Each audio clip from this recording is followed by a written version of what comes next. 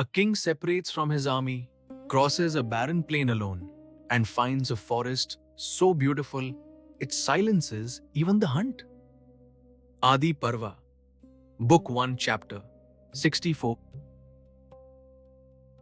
In the previous chapter, King Dushyanta rode out from his palace with a vast army, drove deep into a great wilderness, and slaughtered deer, tigers, and other creatures in a relentless hunt that left the forest floor scattered with fallen animals. Now, separated from that retinue, the king continues alone into unfamiliar country. Having slain thousands of deer, the king and his great retinue pressed deeper into the wilderness, driven on by the chase. At last, he found himself alone, overcome by hunger and thirst at the far edge of one forest, and before a vast arid plain. He crossed that too, and entered another great forest, different in character, graced with excellent hermitages, deeply pleasing to the mind, and filled with cool breezes. The trees there stood laden with flowers, the grass was soft underfoot, and the forest was vast and alive with birdsong. Great spreading branches cast pleasant shade. Creepers wound among them humming with bees. And in that forest no tree stood without flowers, none without fruit, none with thorns, and none unvisited by bees. The flower-laden branches, shaken by the wind, let fall showers of blossoms again and again.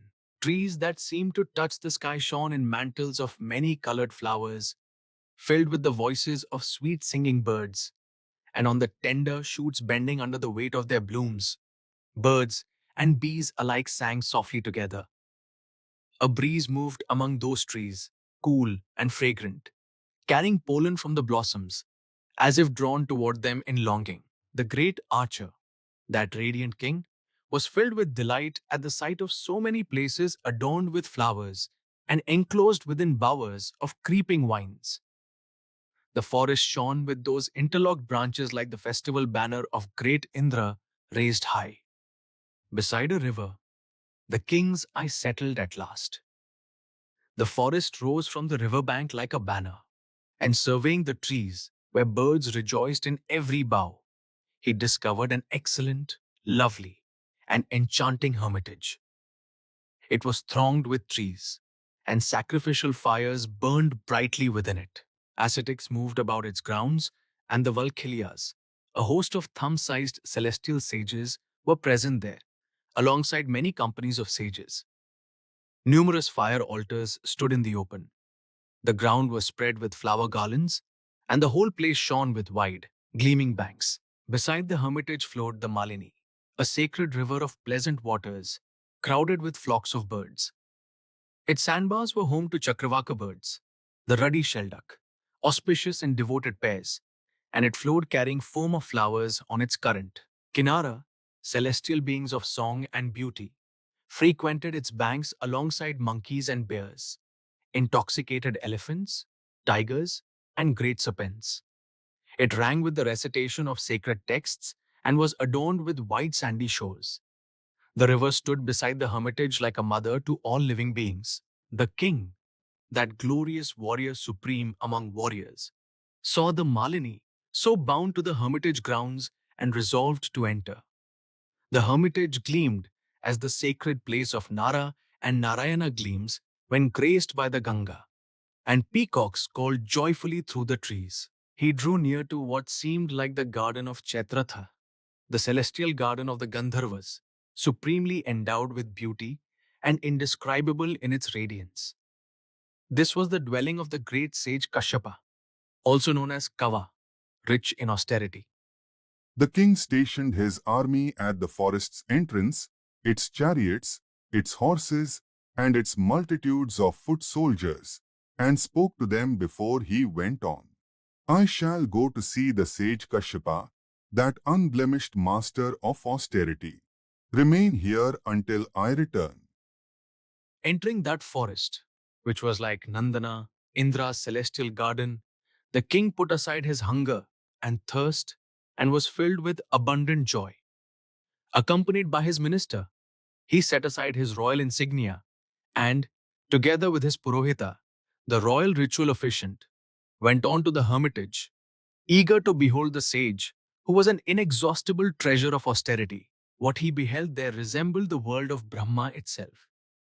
The hermitage resounded with the songs of bees and the voices of many Brahmins gathered in assembly. He heard the foremost masters of the Rig Veda reciting the sacred hymns step by step in the course of their ritual duties. Those of boundless spirit and firm self discipline, learnt in the knowledge of Yajna and its auxiliary branches, performed their rites in proper order, and the place shone with their presence.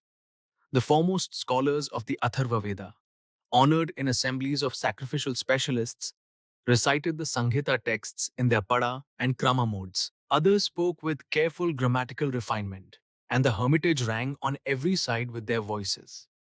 There were those who knew the rites of yajna and were skilled in the sequential study of ritual procedure, fully versed in the principles of logical inquiry, who had crossed to the farthest shore of the Vedas. There were those skilled in gathering and harmonizing many doctrinal positions, who understood specific ritual functions and who were devoted to the dharma of moksha, liberation. Those who had attained knowledge of the highest truth through establishing, refuting, and forming settled conclusions, and the foremost among those learned in worldly reasoning. With all of these, the hermitage rang on every side.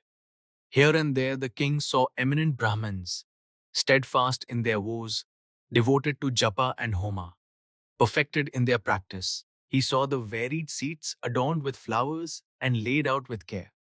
He saw worship duly performed at the shrines of the Devas, and he felt as though he himself had entered the world of Brahma.